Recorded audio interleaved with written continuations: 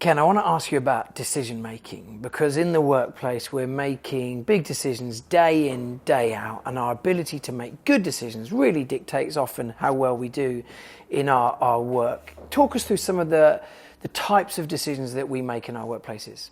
Well, I think the first will be the personal ones. My job, what am I doing, how am I getting on in them? The professional ones, which are, am I in the right profession? Am I able to make the choices, and how do I make them when they're difficult in the job? And then the third are moral choices. And in this session, we're going to focus on moral choices. I'm going to jump straight in at the deep end by asking you, what's the toughest moral decision you've had to make in your career working in finance? Just an easy one to get going. Well, there's a starter for 10. I think it is the decision every day to be prepared to walk in the light, if I could put it that way. All of us in life, there are black and white issues, there's a grey area, but I think it's a moral choice to say, I am going to walk with integrity, with honesty, in the light. And that is a conscious choice, has to be made every day, because sometimes you might find some short-term disadvantage for not actually doing so. So if you ask me that, I would say that is the key moral decision that a Christian should be making. Just put some flesh on that. So give us some examples of walking in the light from your career. Those key decisions, which are, am I going to be prepared to really prefer someone else's work to my own?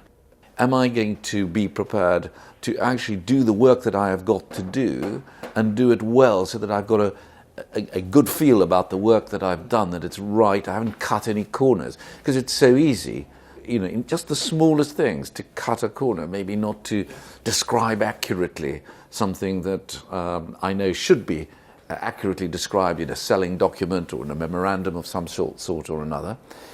And then there are other just crisp moral decisions, like, will I take advantage of someone who doesn't know what they're actually doing, and how far do I have to educate someone else to understand, the rules of the game? I mean, these are complex issues.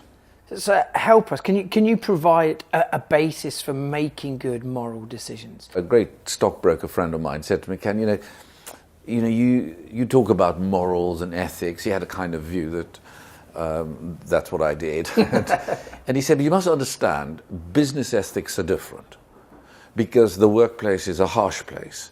It's filled with moral compromise that you have to make every day in order to get ahead. And he said, therefore, it's not the same. It is a playing field that's not equal, and you've got to make the most of it, otherwise you'll sink. And I never felt uncomfortable with that answer, and I've never really believed it. Because I do think that medical ethics, business ethics, cyber ethics, which is very topical today, they are different in that their technical issues are different, but actually at the heart of it is a question of God. It's a question of a moral foundation. So the first I would say is that you need a moral foundation. It's the first building block is a foundation. I suppose we'd say that would start from God, wouldn't it? That God is a moral being. Now that's important, because we must understand from that foundation that there is a question of right and wrong. Yeah. Because so often you listen to newspapers and journalists always talk about something as an inappropriate behaviour. We don't like it's quite. Well, it's a relativist culture.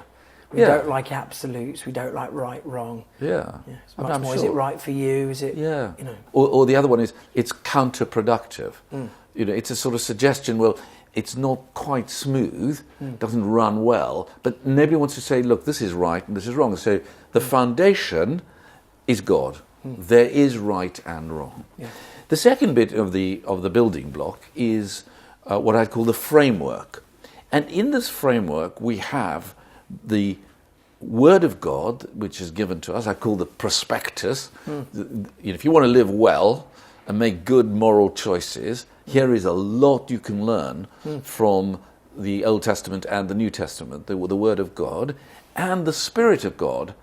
And the Word and the Spirit run together to give us a framework of, how to make these big moral choices. Now, that doesn't mean to say that like Google, you can sort of look, press search and find an answer for any moral question.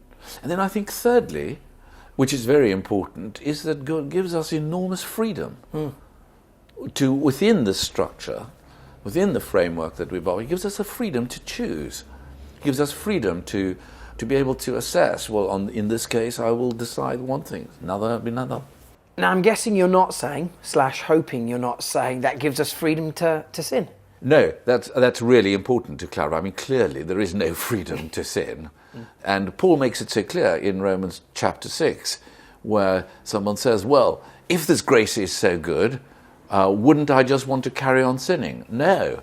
What we want to do is carry on living, and living this full life that God has given us. Some decisions, it's not as clear as right, wrong. There's a whole spectrum and you're trying to discern. If you look through and read through Jesus' last prayers in John 17, saying, well, I don't want to take you out of this world.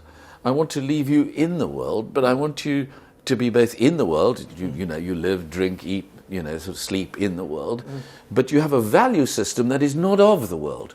And in that is the fundamental tension of all Christian ethics and all Christian decision-making. That on the one hand, we have the framework, but on the other, we have to apply it in a fallen world. Yeah. So it creates the complexity, and therefore we mustn't try and dissolve the tension, because we can't. But what we can do is, in the power of the Spirit of God, we can actually make day-to-day decisions in the knowledge that there is a value system that is different from the operating system of the world. So that if there's a big moral question, you always have to work out just how do you approach it.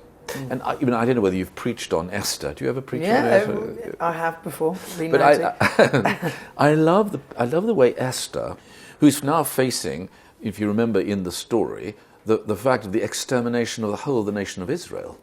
And Mordecai comes and tells her, look, you've got to talk to the king. And she knows that you can't just rush up to the king because they'll chop your head off. But what she does is she carefully plans how she's going to do this. Not in a confrontation and not in a compromise. Yeah. But what she does is she colludes with Mordecai, and she comes up with this wonderful way of saying, well, would you come and dine with me? And does it twice. That in other words, there is something social. It is softening something up. It's preparing for a big decision in the right place, choosing the right place, the right time, the right people to have the conversation with, and we will get far more out of our workplaces when we're able to choose the right moments, not appear to be very morally superior, but saying, look, I'm struggling just like you. I want to do the right thing. I remember during the financial crash a few years ago, you did make a stand, and you wrote a number of articles that made it into the papers, and I think you were described as God's banker, because you took a stand of saying actually ethics are important in banking. Why did you feel the need to make such a public stand? Well, the interesting thing about that was that I felt very strongly that the market economy and capitalism itself had lost its moral moorings. And when that happens, and when you simply have a greedy culture that only wants to go for the things that, gimme, and there's no contribution to the society around, then I think it's a time for us to say that isn't right. That the whole of the market economy works together. The market economy is a great servant and a bad master. Why is it a bad master? Because it doesn't have the overall moral framework. That comes from an understanding of ethics, an understanding of right and wrong. And so I believed that those two were being separated out, and I very much wanted to work towards bringing finance or business and ethics together. And what was the response of making that stand? Did you have a lot of people against you, attack you, or how did it feel to make that kind of public stance? Well, interestingly, it occurred. I don't know whether you remember. You might have been one of the demonstrators outside St Paul's Cathedral, where the Occupy movement had stormed St Paul's Cathedral, had to shut the cathedral, and the Bishop of London asked me to intervene and to help try to shape this debate and to avoid violence, which was what we were really worried about. And so we took that on in order to debate with young guys who were passionate about the issues of justice, and rightly so, and were wanting to know, well, how is it that if this great capitalist system, the market economy, was so good, how is it that it's not delivering enough for everybody, and why are younger people unemployed, etc. I mean, key moral issues of our time. And I guess those examples involve facilitating conversation. Yeah. Well, I think conversation is absolutely critical. We do not live in a world where everybody will share the same common view, but a conversation enables us to be able to isolate the issues that are important. How are we going to live together in this earth? That's the choice that we have to make. Is how are we going to live is the first. The second is how are we going to live well, because moral choices arise from the fact that the Spirit of God lives within us. So, I mean, I love Solomon. He prays to the Lord. He says, Lord, give me a discerning heart to govern the people, so that I might also be able to tell right from wrong. And that's a brilliant expression of it. I've got a job of work to do. He had to run a country. You've got to be a pastor. Someone's got to be a teacher. I work in finance. I've got a job of work to do. Give me a discerning heart. It's not obvious. It's not. You can't just tick it as if it were a search engine. You can't ask Siri. What's the answer to this particular problem? But it acknowledges that there is right and wrong, so that it's not just sort of a mishmash. Yeah. I want to ask you about holy living holy lives in the workplace. How do we live that we're seen as somehow set apart in but not of?